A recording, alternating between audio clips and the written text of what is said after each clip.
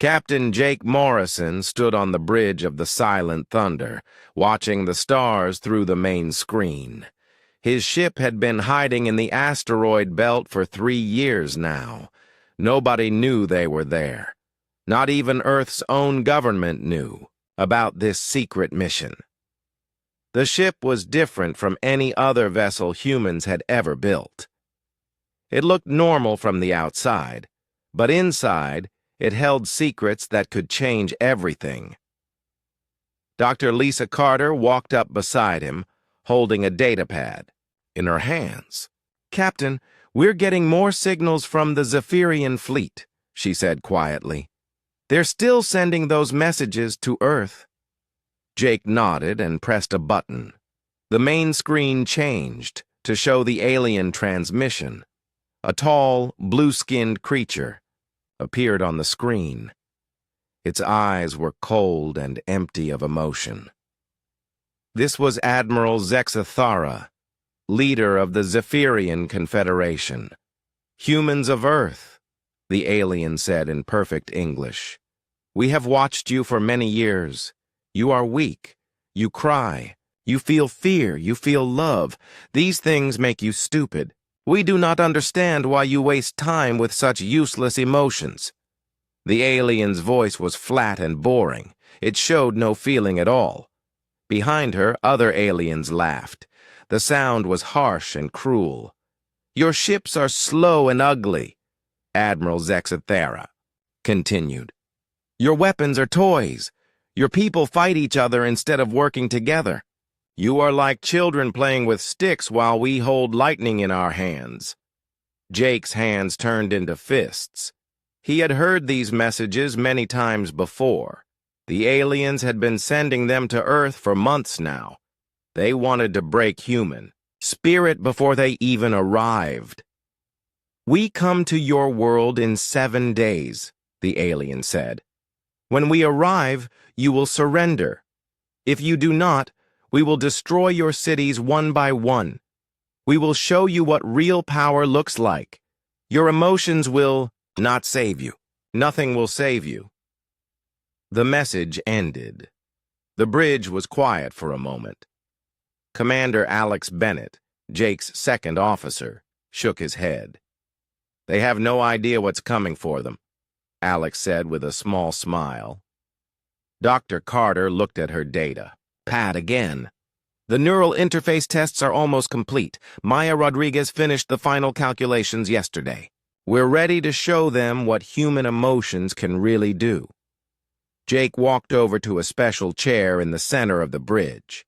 It was connected to dozens of cables and wires. This was the heart of their secret weapon. The chair could take human thoughts and feelings and turn them into something the aliens had never seen before. "Tell me again how this works," Jake said to Dr. Carter. She put down her datapad and pointed to the chair. "The aliens evolved differently than us. They got rid of all their emotions millions of years ago. They think feelings make you weak. But we discovered something important during our first contact attempts 20 years ago." Dr. Carter touched one of the cables. "Human emotions create special patterns in our brains. These patterns are so complex that alien minds cannot understand them. When we project these patterns at them, their brains cannot process the information. It's like trying to pour an ocean into a cup." Alex walked over to join them. "The best part is they will never see it coming. They think we're just scared humans with weak minds. They don't know we've been preparing for this fight for 3 years. Jake sat down in the chair but didn't connect to it yet. "What about the rest of their fleet? Intelligence says they have 847 ships heading toward Earth." "That's where the beauty of this plan comes in," Dr. Carter explained. "Human emotions are not like radio waves. They don't get weaker over distance when we amplify them correctly. One human mind, properly connected to this system, can reach an entire alien fleet at once." Maya Rodriguez entered the bridge carrying more equipment. She was young but brilliant. Her work on neural interfaces had made their whole plan possible. "Captain," Maya said, I've been monitoring alien communications. They're having a celebration on their main ship. They're laughing about how easy this invasion will be. Admiral Zexathera told her officers that humans are so weak, they might surrender before the fleet even arrives. Jake stood up from the chair. He walked to the window and looked out at the distant Earth. His home planet looked small and peaceful from here. But he knew that in 7 days, the largest alien fleet in galactic history would arrive there. "Sir," Alex said, "Earth's regular military is playing their part perfectly. All our conventional ships are positioned exactly where the aliens expect them to be. They think those ships are humanity's entire defense force." Dr. Carter nodded. "General Patricia Stone's people have done excellent work. The aliens have no idea that Earth's real military is mostly for show. They're scanning our normal ships and thinking we're primitives with simple technology." Jake turned back to his crew. "And what about the other species in the Zephyrian Confederation? Are they all the same as Admiral Zexathera?" "Most of them," Maya answered. "We've studied 12 different alien species in their confederation. They all gave up emotions at some point in their evolution. They all think feelings are a sign of weakness. That's why they joined together. They believe that pure logic and cold thinking make them superior," Dr. Carter added. "But there's one scientist among them named Zekamora who seems different. Our intelligence suggests she still asks questions about things her people consider settled. She might be the key to what happens after we win this fight." Alex checked his watch. "Captain, we should start the final preparations. The alien fleet will reach the outer solar system in less than 7 days. Once they get close enough, we'll have one chance to surprise them." Jake nodded. "Dr. Carter, is the crew ready for what we're about to do? Using human consciousness as a weapon isn't something anyone has tried before." "They understand the stakes," she replied. "Lieutenant Sam Brooks has volunteered to be our first neural operator.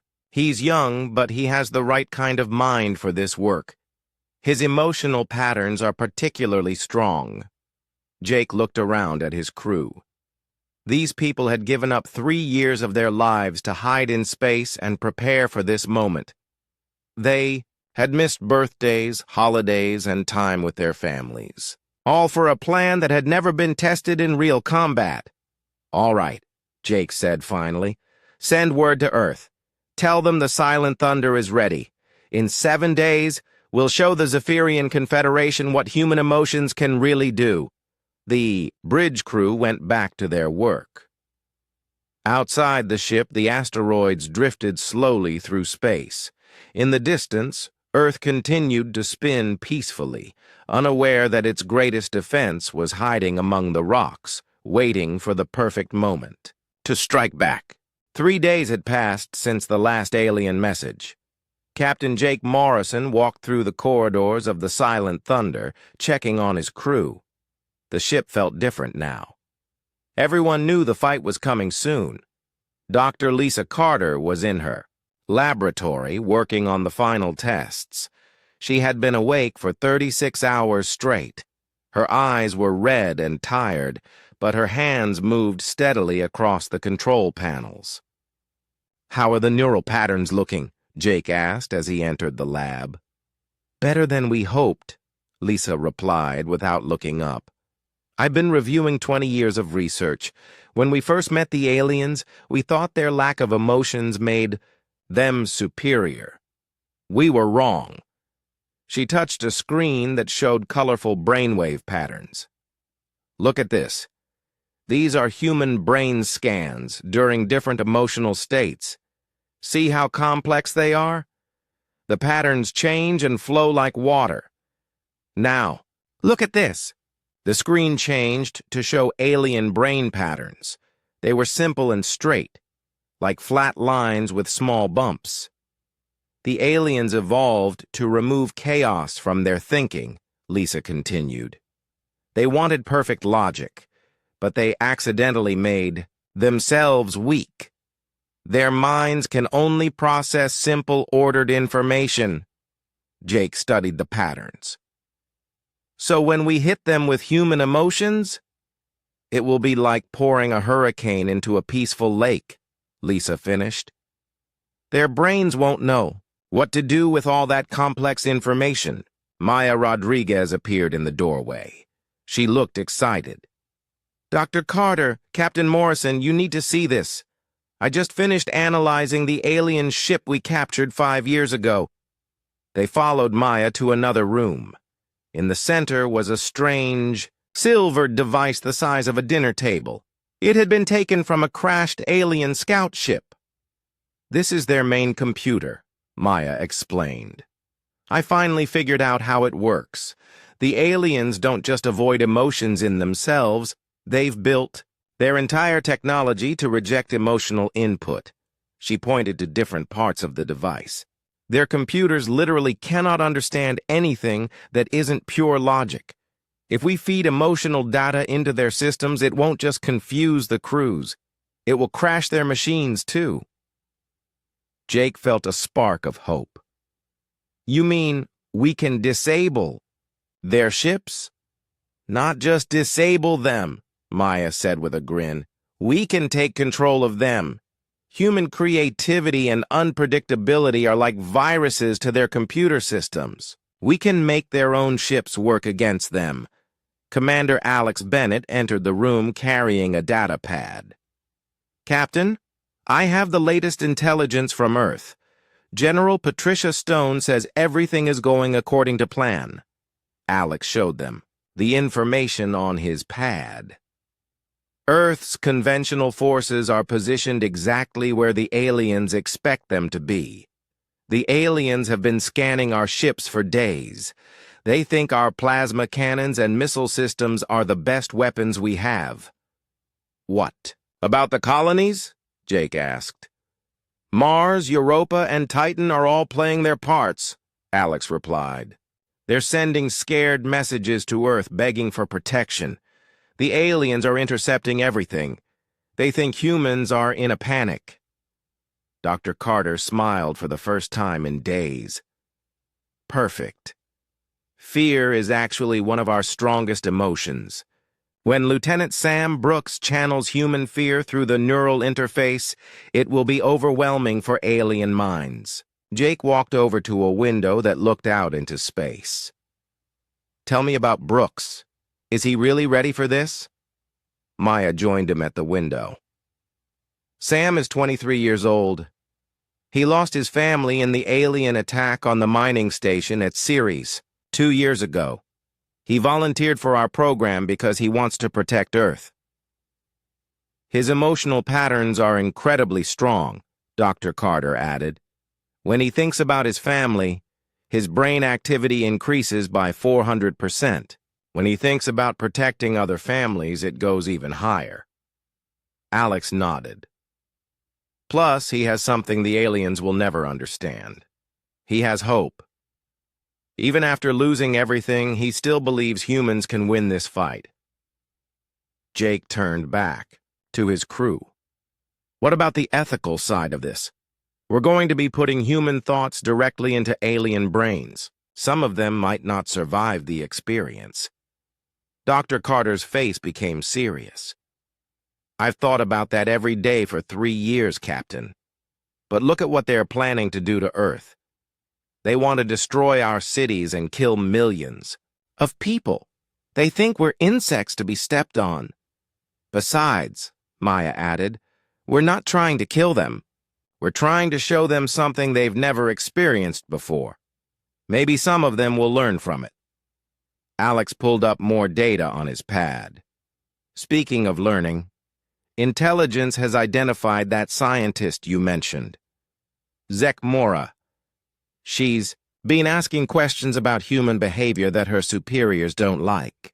What kind of questions? Jake asked. Why do humans create art? Why do they sacrifice themselves for strangers? Why do they keep fighting when logic says they should surrender? Alex read from the report.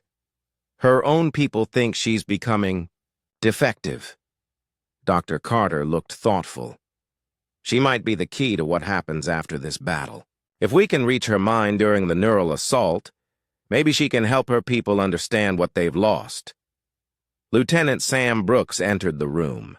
He was young, with bright eyes and a determined expression. Despite losing his family, he carried himself with confidence. "Captain," Sam said, "Dr. Carter asked me to report for the final neural interface test." Jake looked at the young officer. "Are you sure you're ready for this, Lieutenant? What we're asking you to do has never been attempted before." "I'm ready, sir," Sam replied firmly. "The aliens think our emotions make us weak. They're about to learn how wrong they are." Dr. Carter led Sam to the neural interface chair. It was more complex now than it had been 3 days ago. Dozens of new cables and sensors had been added.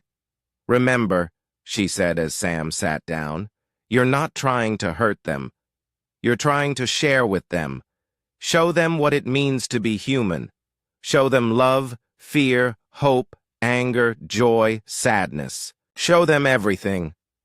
Maya began connecting the sensors to Sam's head. "The good news is that human emotions are so foreign to them, you don't need to be subtle. Just be yourself." As the final connections were made, the screens around the room lit up with Sam's brain patterns. They were beautiful and complex, like flowers made of light. "Perfect," Dr. Carter whispered. "Now think about your family. Think about Earth. Think about why you're fighting." Sam closed his eyes. The patterns on the screens exploded with color and movement. Even Jake, who had seen this before, was amazed by the complexity of human thought. "That's incredible," Alex said quietly. "No wonder the aliens can't understand us." Dr. Carter checked her instruments.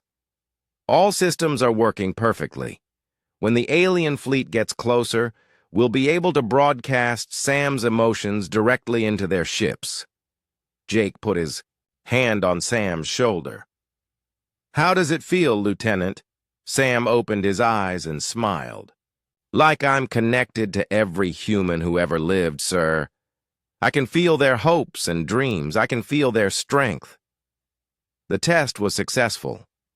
As Sam disconnected from the chair, the crew felt a new confidence. They had a weapon unlike anything the galaxy had ever seen. "4 more days," Jake announced. "In 4 days, Admiral Zexathara and her fleet will learn that human emotions aren't a weakness. They're our greatest strength." Outside the ship, Earth continued to orbit the sun, unaware that its hidden guardians were almost ready to defend it with the power of the human heart. The Zephyrian fleet dropped out of faster-than-light travel at the edge of Earth's solar system. 847 ships appeared in perfect formation, their hulls gleaming silver against the darkness of space. Admiral Zexathara stood on the bridge of her flagship, the Eternal Logic. Her cold eyes surveyed the primitive solar system before her. To her, it looked weak and undefended. "Report," she commanded in her emotionless voice. "All ships are in position, Admiral," her second officer replied. "We detect the human defense fleet exactly where our intelligence predicted. 43 ships total, primitive weapons, weak shields." Zexathara nodded. "Pathetic. Begin the demonstration.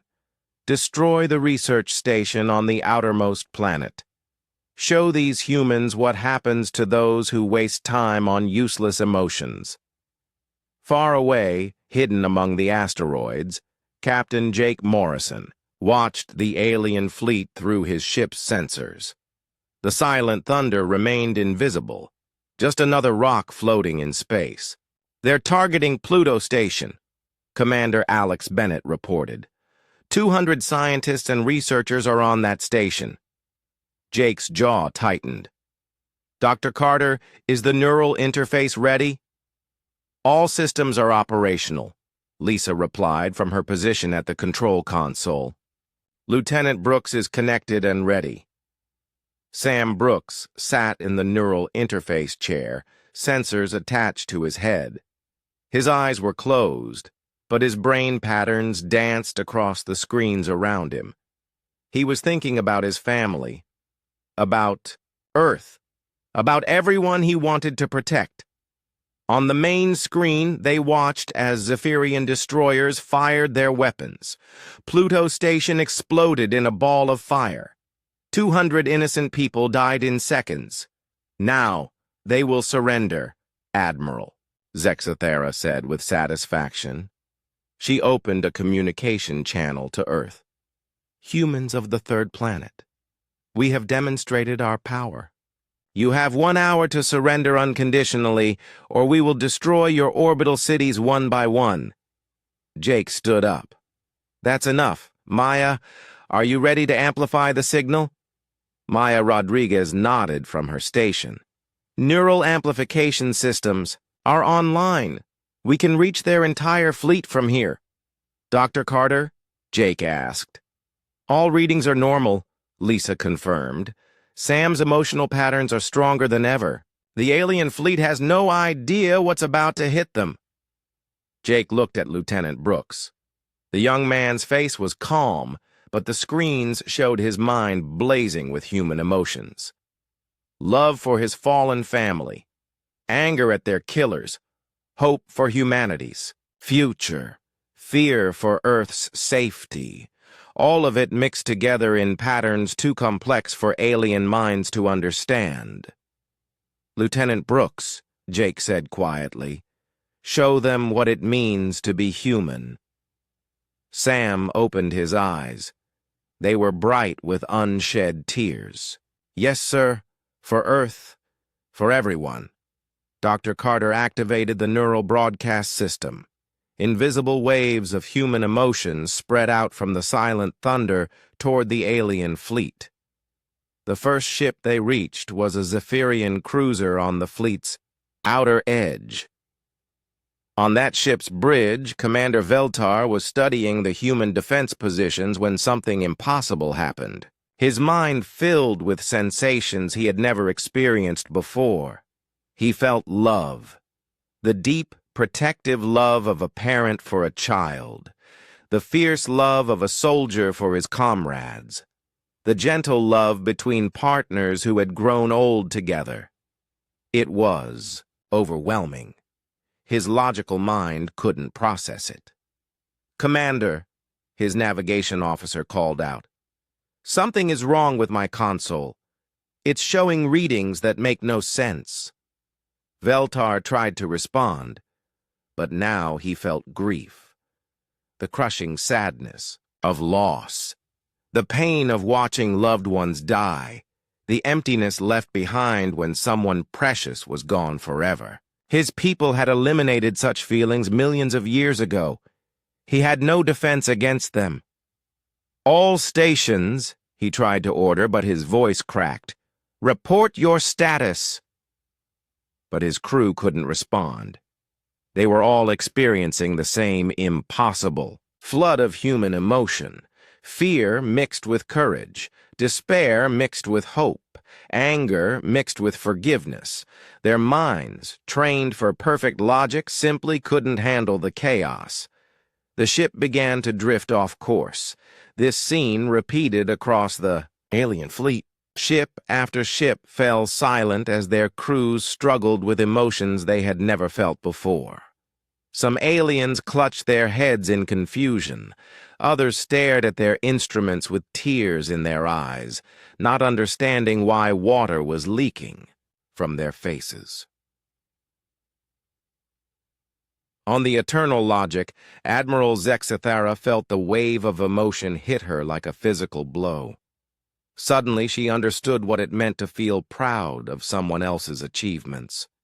She felt the joy of creating something beautiful. She felt the satisfaction of helping others succeed. "What is happening?"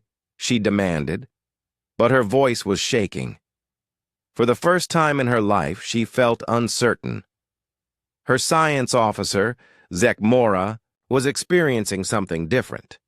Unlike the others, she didn't fight the emotions. She let them wash over her, trying to understand what they meant. She felt curiosity, but not the cold, logical curiosity of her people. This was warm and eager, like a child discovering something wonderful. She felt creativity, the urge to make something new and beautiful. She felt compassion, the desire to help others even when there was no logical benefit. "Admiral," Zekamora said slowly, "I think we've made a terrible mistake." But Admiral Zexathara wasn't listening. She was experiencing human memories that Lieutenant Brooks was sharing through the neural link. She saw a mother holding her newborn baby for the first time. She felt the overwhelming love and protective instinct that came with it. She saw soldiers sacrificing themselves to save civilians they had never met. She felt their willingness to give up everything for strangers. It made no logical sense, but somehow it felt right. She saw artists creating beauty for no purpose except to share joy with others.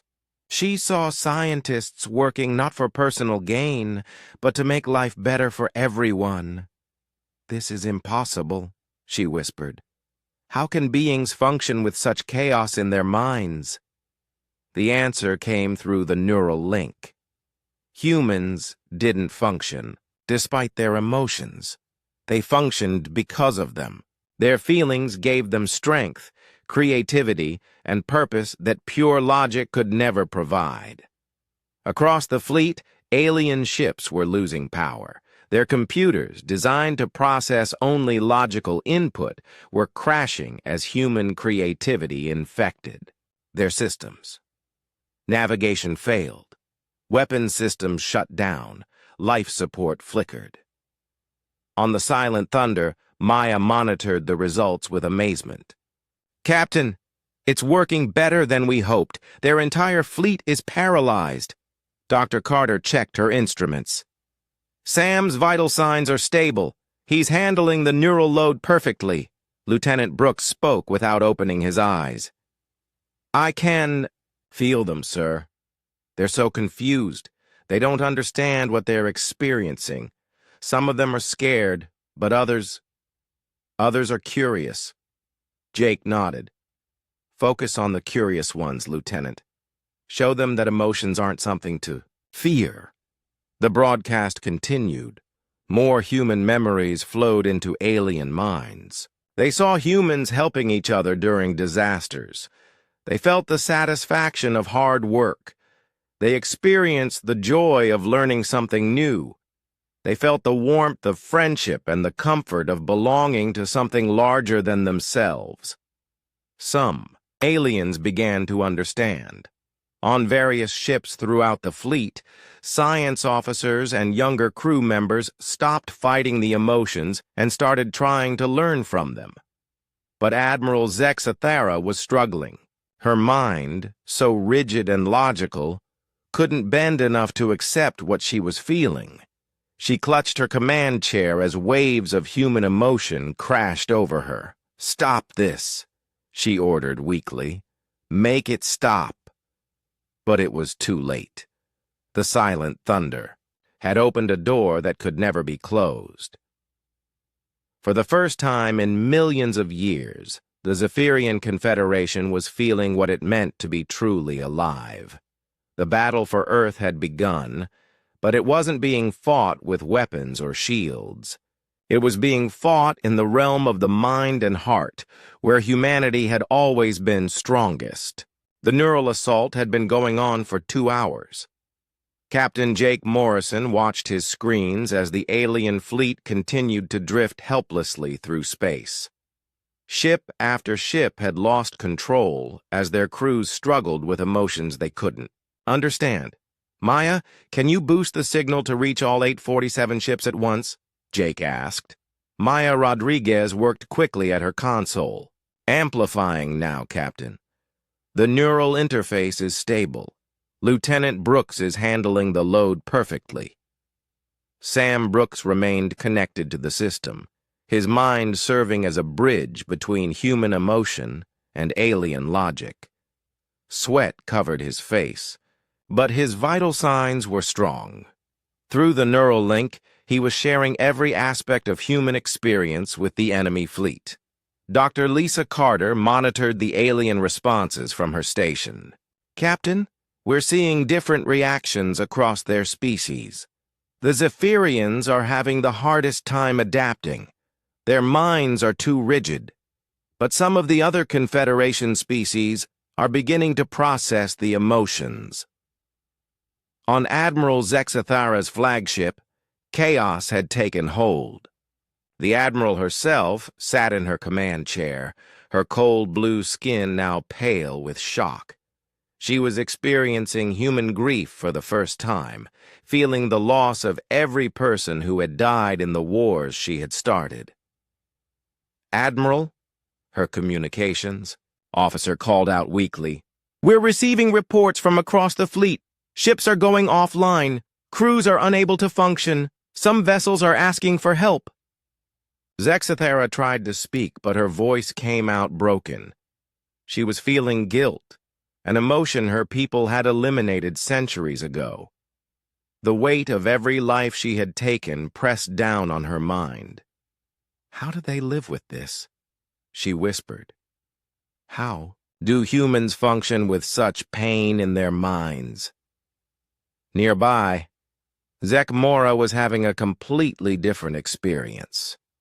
The young alien scientist had stopped fighting the emotions and was trying to understand them instead. She felt wonder as human creativity flowed through her thoughts. She experienced the satisfaction of solving problems not for personal gain, but to help others. "Admiral," Zek Mora said gently, "I think I'm beginning to understand. These emotions aren't just chaos. They're connected to everything humans do, their art, their science, their willingness to sacrifice for each other. It all comes from these feelings." But Admiral Zexathara wasn't listening. She was trapped in a loop of human memory that Lieutenant Brooks was sharing. She saw human soldiers dying to protect civilians. She felt their fear, but also their determination. She experienced their love for people they would never meet. "This is impossible," she gasped. "No logical being would choose to die for strangers." Through the neural link, she heard Sam's voice, speaking directly to her mind. "We don't do it because it's logical. We do it because it's right. We do it because love is stronger than fear." Across the fleet, other alien commanders were struggling with similar experiences. Commander Veltar, whose ship had been the first to be affected, was experiencing human hope. Despite facing impossible odds, humans never stopped believing they could win. Even when everything seemed lost, they found reasons to keep fighting. "It's illogical," he muttered to his navigation officer. "Their chances of victory are less than 3%. They should surrender, but they won't give up." His navigation officer, a younger alien named Kexdar, was feeling something different. Human determination flowed through his mind, the absolute refusal to quit, even when facing certain death. "Commander," Kexdar said slowly, "maybe logic isn't everything. Maybe there are some things worth fighting for even when you can't win." On the Silent Thunder, Commander Alex Bennett monitored the alien communications. "Captain, we're intercepting messages between their ships. The Confederation is falling apart. Different species are arguing with each other. Some want to retreat. Others want to push forward. They can't agree on anything." Dr. Carter looked up from her readings. "That's because human emotions include conflict and disagreement. We don't all think the same way. The aliens are experiencing human individuality for the first time." Maya increased the neural broadcast again. Now she was sending the complete range of human experience to every ship in the alien fleet simultaneously. Love and hate, hope and despair, joy and sorrow, courage and fear, all of it mixed together in the beautiful chaos of human consciousness. Lieutenant Brooks spoke without opening his eyes. I can feel their minds changing. Some of them are learning. Others are breaking under the pressure. But they're all different now. None of them will ever be the same. On a Zephyrian destroyer, the ship's computer systems began to fail completely.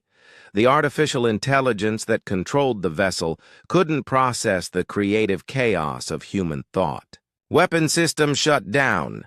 Navigation went offline. Life support flickered. Engineering to bridge, came a panicked voice. Our main computer is showing impossible readings. It's trying to compose poetry while calculating firing solutions. The system is completely corrupted. Similar reports came from ships across the fleet. Alien technology, designed for perfect logic and order, simply couldn't handle the beautiful madness of human creativity. Some computers started creating art instead of following orders. Others began asking philosophical questions instead of processing data. On Admiral Zex Thara's ship, Zekmora made a discovery that would change everything. She was studying the neural patterns being broadcast from the silent thunder when she realized something incredible. Admiral, she said urgently, these aren't just random emotions.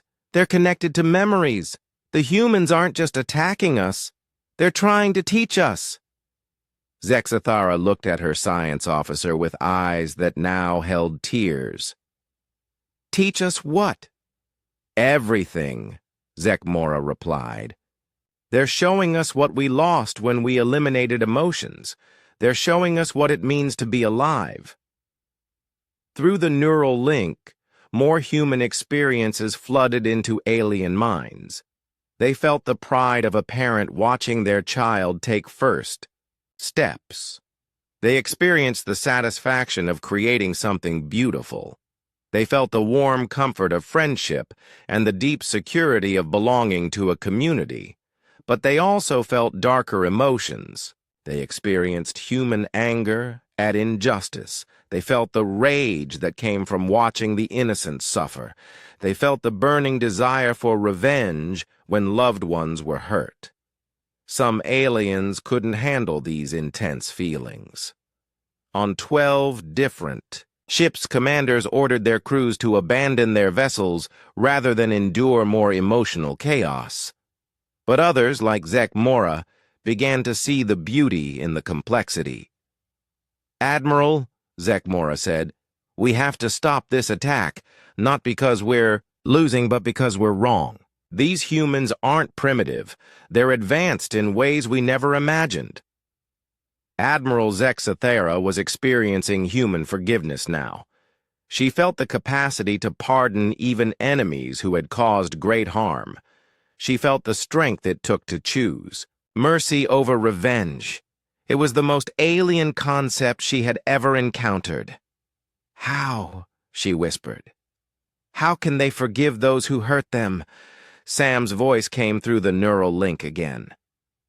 Because holding on to anger hurts us more than it hurts our enemies. Because forgiveness doesn't make us weak. It makes us free. The alien fleet was no longer a unified force. Ships drifted in different directions as their crews struggled with emotions they had never been taught to handle.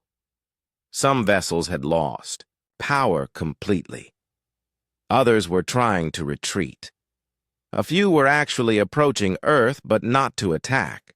They wanted to learn more about these incredible beings who lived with such chaos in their minds. On the silent thunder, Jake realized they had achieved something unprecedented. They hadn't just defeated an enemy fleet. They had opened the minds of an entire confederation to possibilities they had never imagined. Dr. Carter, he said, prepare to open communications with the aliens.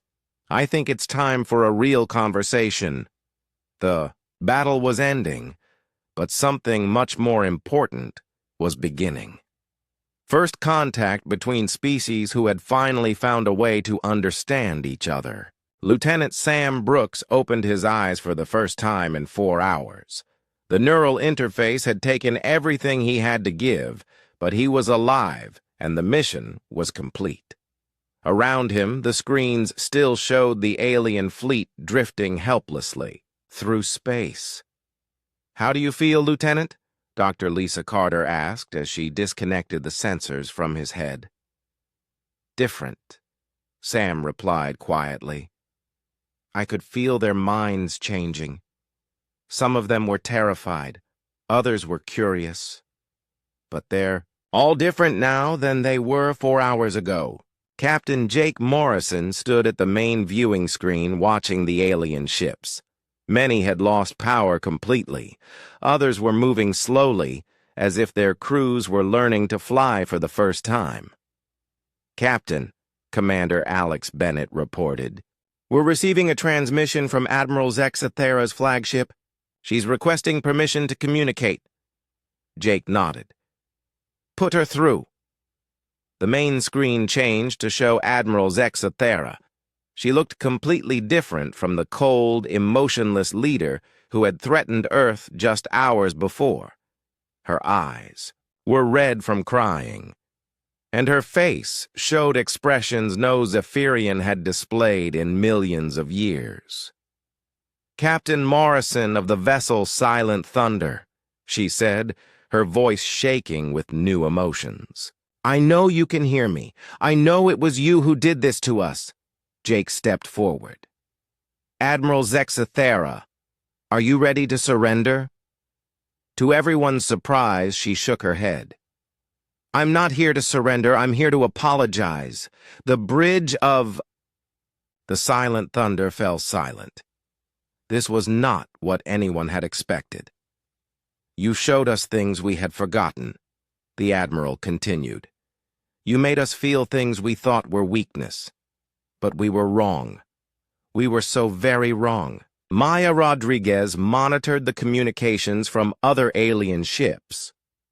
"Captain, we're getting messages from across their fleet. Most of them want to talk. They're asking questions about human emotions and behavior." Dr. Carter looked at her readings. "The neural patterns we recorded show permanent changes in their brain chemistry. They can't go back to being purely logical anymore. We've awakened something in them that was sleeping for millions of years." On the main screen, Admiral Zexathera wiped tears from her eyes. "For the first time in my life, I understand what it means to feel guilt. I know what I've done to innocent people. I know the pain I've caused. How do you live with such feelings?" Sam Brooks stood up from the neural interface chair.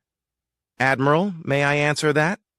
Jake nodded, and Sam stepped into view of the communication screen. "We live with difficult emotions by sharing them," Sam explained. "When we feel sad, others comfort us. When we feel angry, others help us find better solutions. When we feel guilty, others help us make things right. We don't carry these feelings alone." Admiral Zexathera stared at him. "You're the one whose mind touched ours. You're the source of all those memories and emotions." "Yes, ma'am," Sam replied. "I shared my experiences with you, my love for my family, my anger at their deaths, my hope for the future, my determination to protect others." "But how can you still have hope?" the Admiral asked. "You've lost so much. Your family is gone. Your people face destruction.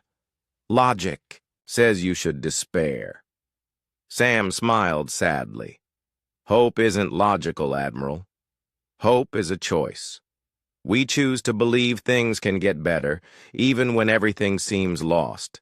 That's what makes us human." Another voice joined the conversation. Zek Mora appeared on the screen beside Admiral Zexathera. "Captain Morrison," the alien scientist said, "I've been analyzing what happened to our fleet. Your weapon didn't just disable our ships, it gave us something we've been missing for millions of years. You gave us back our souls. Dr. Carter stepped forward. Zekamora, isn't it? I've read your research. You were always different from the others. I was considered defective, Zekamora admitted. I asked too many questions. I wondered about things my people said were unimportant. But now I understand why. Some part of me remembered what we had lost. Jake made a decision that would change the course of galactic history. Admiral Zex Thara, I'm prepared to offer you something unprecedented. Instead of demanding your surrender, I'm offering you a partnership. The alien admiral looked confused. I don't understand. Your fleet is disabled, Jake explained. You can't fight even if you wanted to. But we don't want to destroy you. We want to help you learn what you've rediscovered today. Maya looked up from her console. Captain, we're receiving surrender requests from 200 ships across their fleet. But we're also getting requests for cultural exchange from another 300 vessels. Commander Alex smiled. They don't want to fight anymore. They want to learn. Admiral Zexathara was quiet for a long moment. When she spoke again, her voice was different, warmer, more alive. Captain Morrison, what you've given us today is more valuable than any military victory. You've shown us what we gave up when we chose logic over feeling. But I have to ask, why? Why help us instead of destroying us?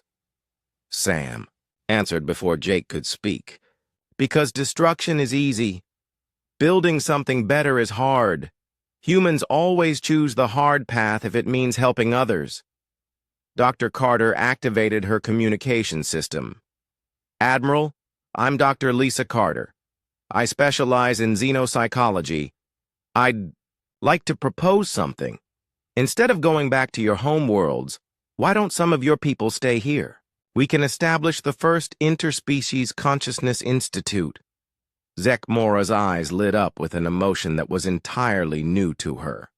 Excitement. You would share your knowledge with us? After we came here to destroy you? That's what humans do, Dr. Carter replied. We share, we teach, we learn from each other. It's one of our greatest strengths. On ships throughout the alien fleet, crews were experiencing something they had never felt before. Hope for the future.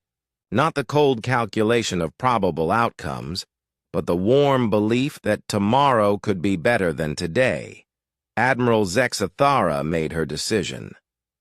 Captain Morrison, on behalf of the Zephyrian Confederation, I formally request asylum in your solar system. We want to learn from you.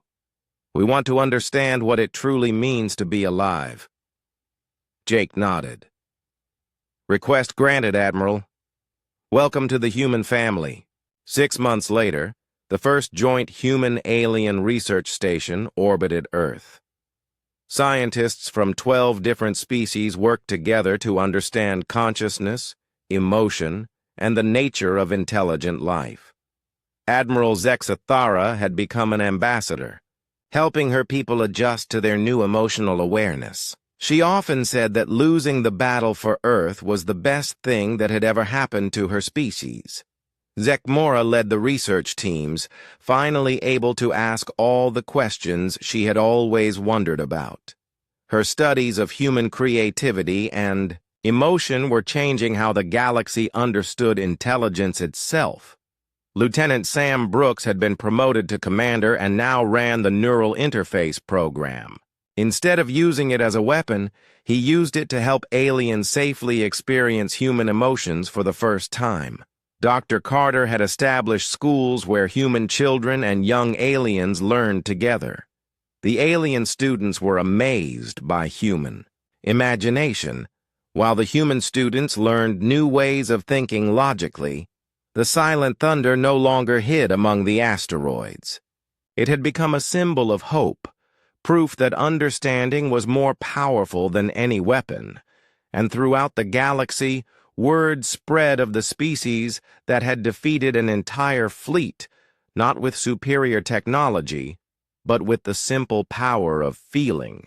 Humans had shown the universe that emotions weren't a weakness to be eliminated, but a strength to be celebrated.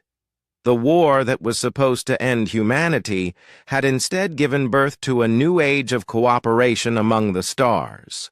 And it all began with one young man who chose to share his heart with those who had forgotten how to feel.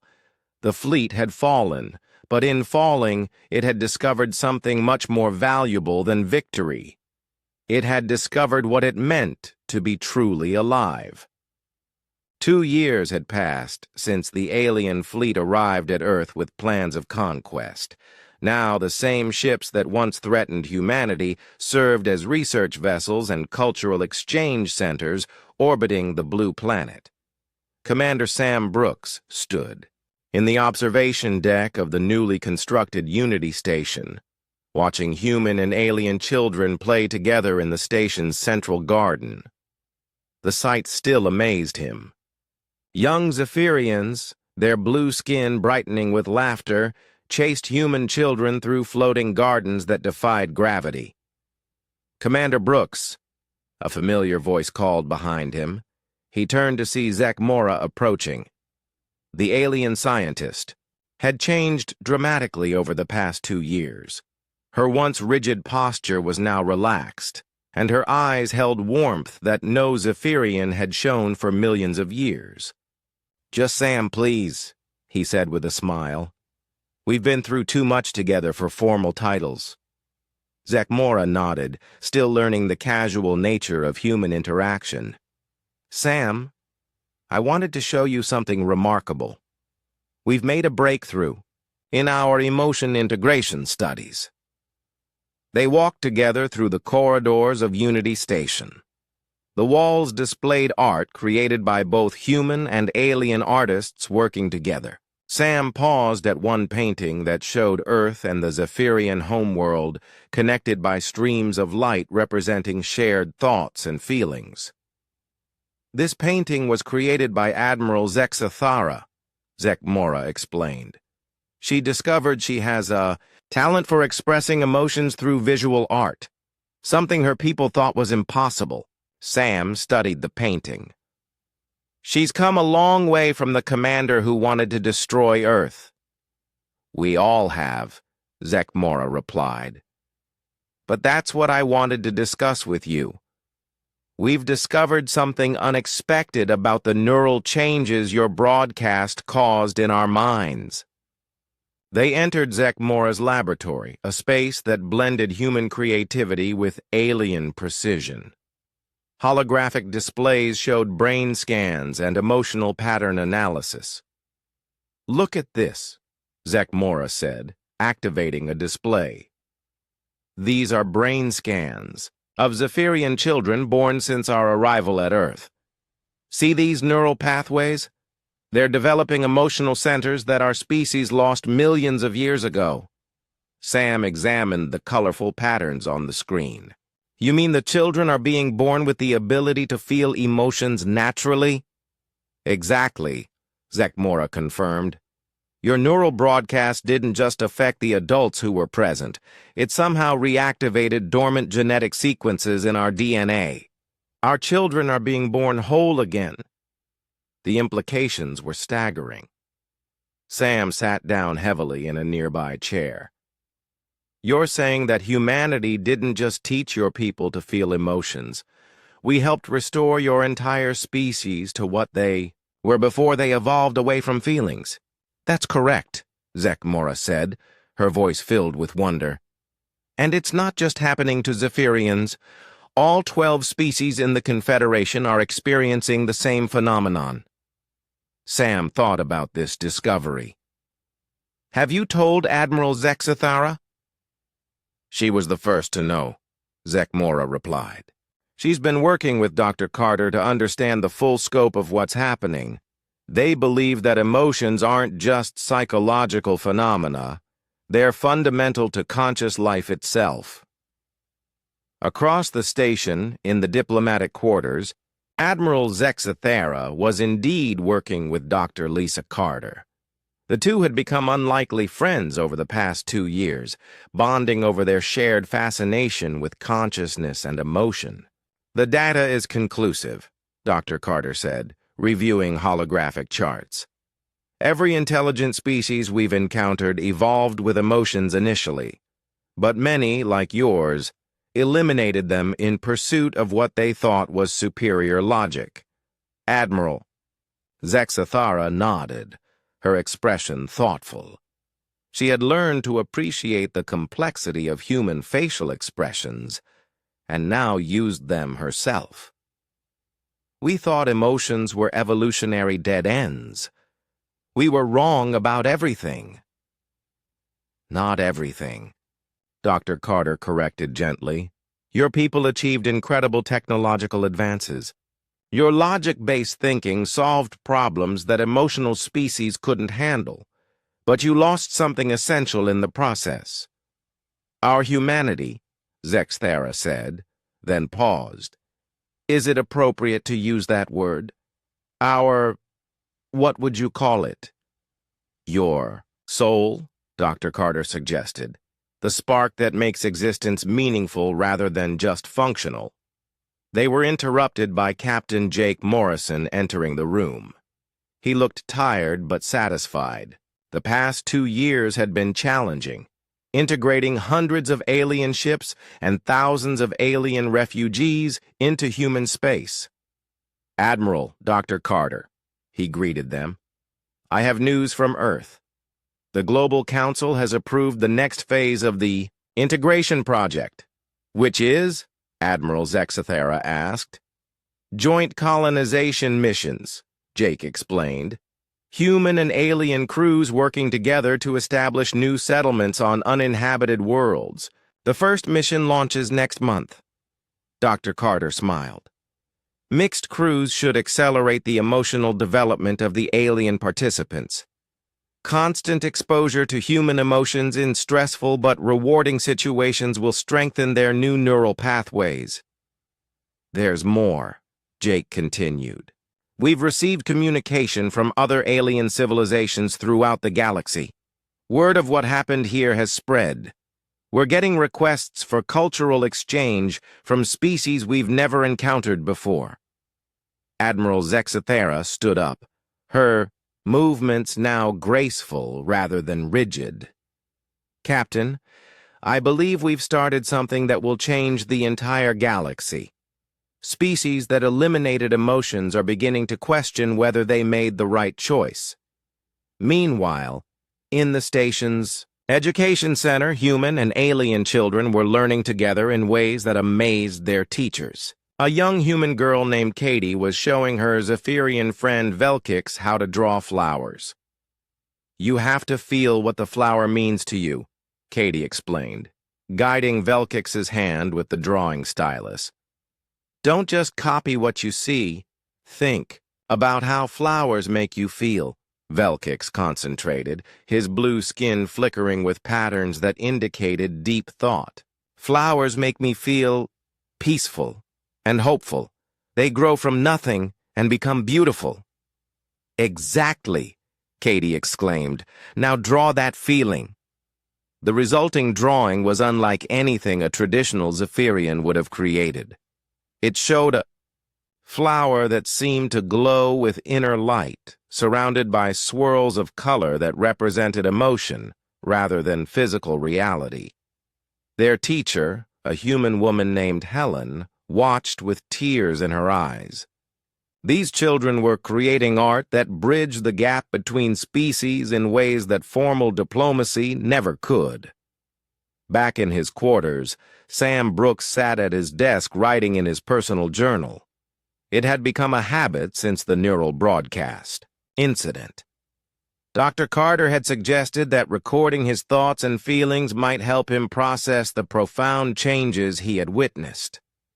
"Day 847 since first contact," he wrote.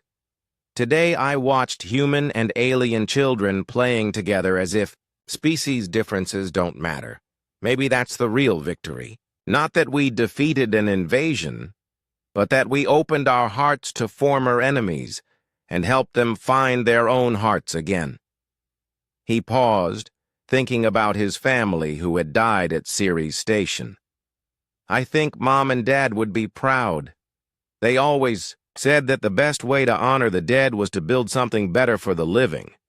I think we're doing that.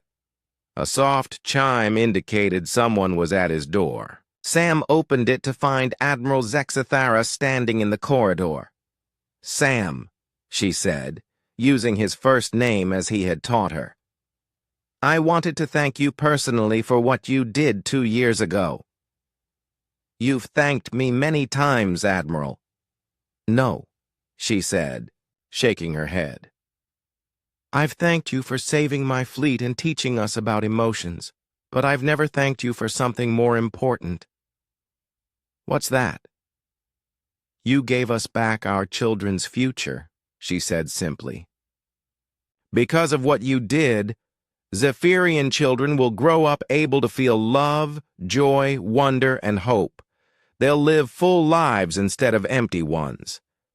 That's a gift beyond measure.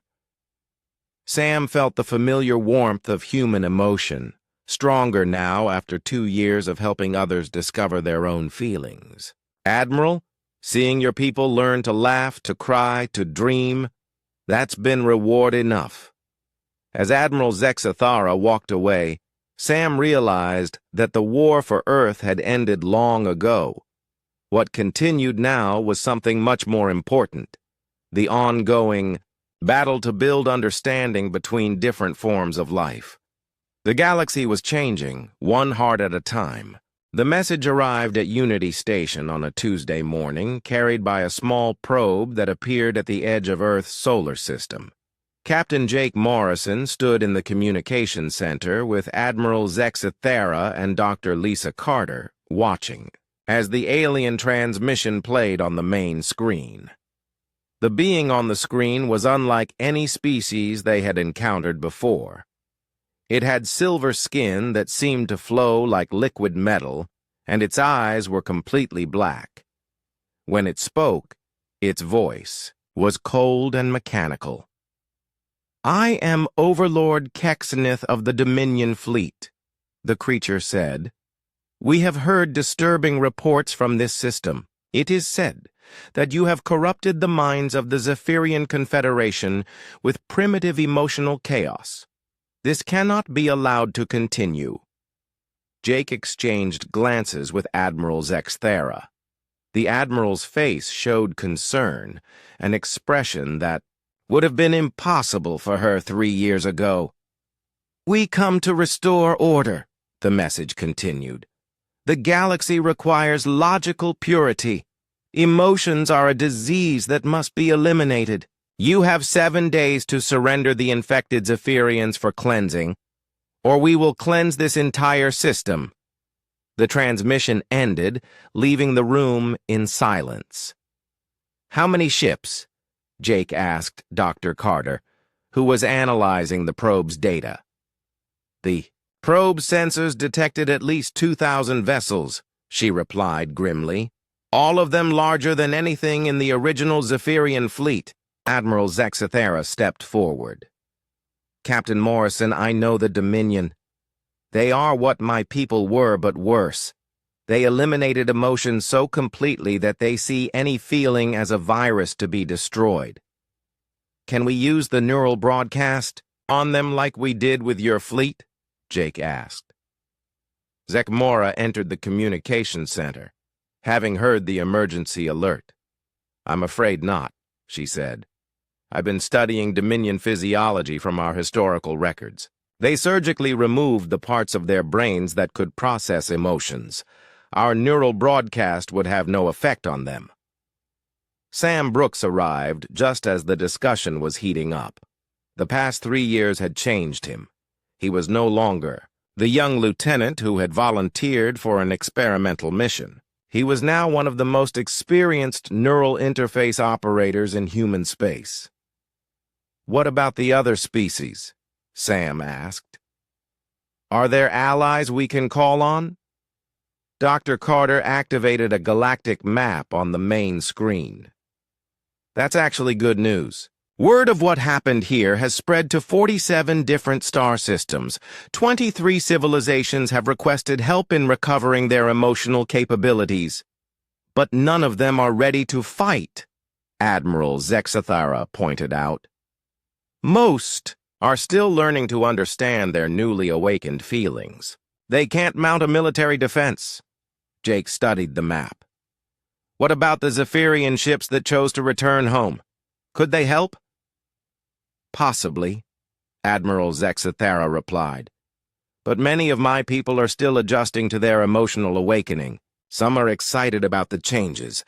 Others are frightened by feelings they don't understand. Maya Rodriguez had been quietly working at her console during the discussion. Now she looked up with excitement in her eyes. I think I have an idea, she said. What if we don't fight the Dominion fleet directly? What if we show them something they've never seen before? Explain, Jake said. Maya brought up a new display showing the joint human-alien colonies that had been established over the past year. Look at what we've accomplished with emotional cooperation. Art, music, literature, scientific discoveries that pure logic could never achieve. What if we broadcast this to them? Sam understood immediately. You mean show them what they're missing, rather than forcing emotions into their minds? Exactly, Maya continued. We can't give them emotions directly, but we can show them the results of emotional thinking. Maybe some of them will choose to undergo surgery to restore their emotional centers. Dr. Carter looked thoughtful. It's risky. The Dominion might see any attempt at communication as an attack. Everything we do now is risky, Jake pointed out. But Maya's right. Fighting 2,000 ships with weapons would be suicide. Our only chance is to change their minds. Admiral Zexathara moved to the center of the room. I have a proposal. Let me contact the Dominion fleet directly. I was once like them. If anyone can make them listen, it might be me.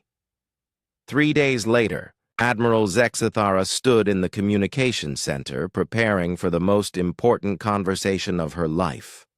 She had changed dramatically since first arriving at Earth, but she still remembered what it felt like to think with pure logic.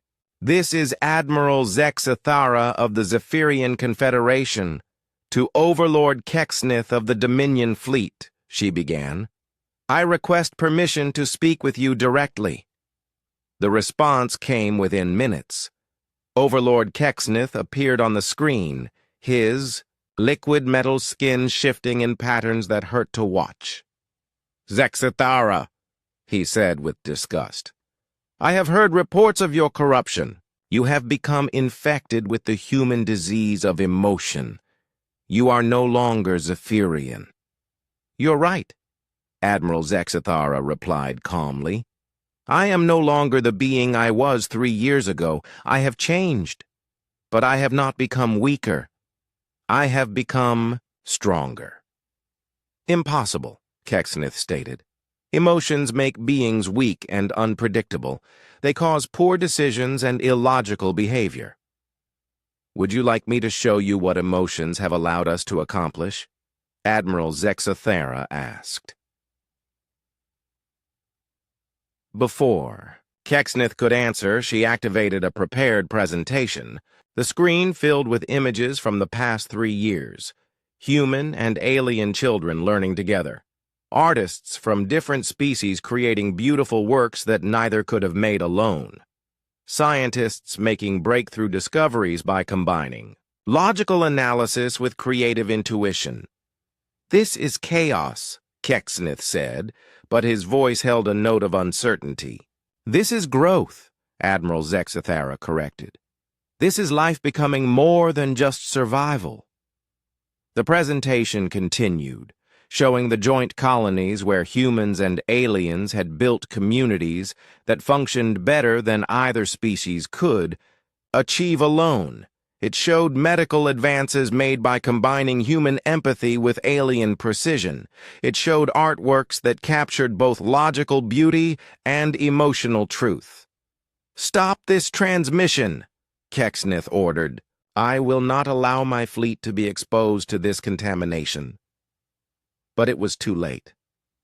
Maya Rodriguez had been broadcasting the presentation to the entire Dominion fleet. On ships throughout their formation, crew members were seeing something they had never imagined possible. Dr. Carter monitored the alien communications. Jake were picking up unusual chatter from their ships. Some of their crews are asking questions about what they're seeing. On the Dominion flagship, chaos was beginning to spread. Officers who had never questioned their pure logic were suddenly wondering if there might be more to existence than efficient function. "Overlord," one of them said hesitantly, "the beings in these images appear to be happy. What is the purpose of happiness?" Kexnith turned on his subordinate with fury. "Happiness serves no logical function. It is waste of mental resources." But the damage was done. For the first time in their history, Dominion crew members were asking questions that had no logical answers. Zek Mora, monitoring from Unity Station, saw the opportunity. "Admiral Zexathara, tell them about choice. Tell them they can decide for themselves whether to remain as they are or explore what they might become." Admiral Zexathara nodded and addressed the Dominion fleet directly. "Kexnith, you came here to cleanse us of emotion. But we offer you something different. We offer you the choice to discover what you eliminated from your own species." "We eliminated weakness," Kexnith replied, but his voice was less certain than before. "You eliminated possibilities," Admiral Zexathara countered, "and now you have the chance to reclaim them." The communication ended, but the conversation was far from over. Throughout the Dominion fleet, beings who had lived their entire lives without feeling were beginning to wonder what they might be missing. The next phase of humanity's greatest challenge was about to begin.